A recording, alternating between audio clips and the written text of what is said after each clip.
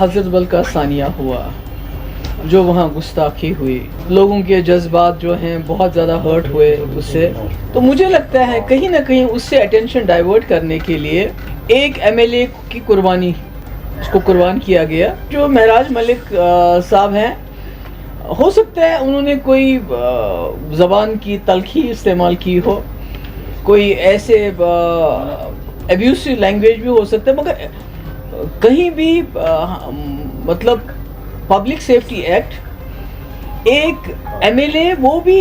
لگانا، اور اس کے بعد اس لیے لگانا کہ اس نے کوئی تلخ کلامی کی، تو یہ تو سیدھے لگتا ہے کہ یہ کشمیر میں جو سچویشن ہو گئی تھی، جو لوگوں کے جذبات مجروح ہو گئے، جو یہاں پر حضرت بل میں ثانیہ ہوا،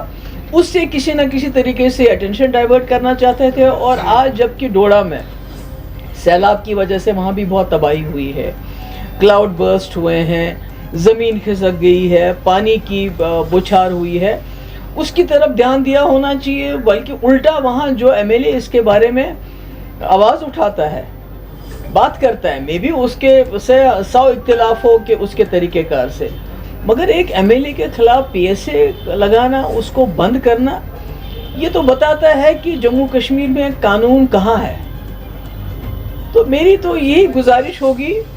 ایل جی صاحب سے کہ جلد سے جلد جو ایم ایل اے ڈوڑا ہے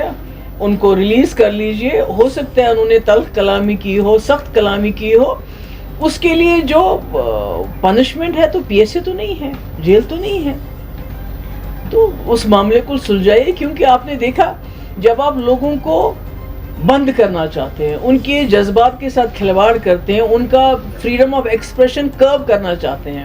آپ نے دیکھا شری لنکا، آپ نے دیکھا بنگلہ دیش، اب آپ دیکھ رہے ہیں نیپال میں کیا ہو رہا ہے۔ تو اگر آپ اسی طرح لوگوں کے جذبات کو ایکسپریس کرنے سے روکیں گے، ان کو دبائیں گے، ان کو جیل میں ڈالیں گے، تو سچویشن جو ہے دن بدن اور زیادہ ہاتھ سے نکلتی جائے گی۔ جیسے ڈوڑا میں اس وقت حالات بنے ہوئے ہیں، وہاں آپ کو سیکشن 163 شاید لگانا پڑا،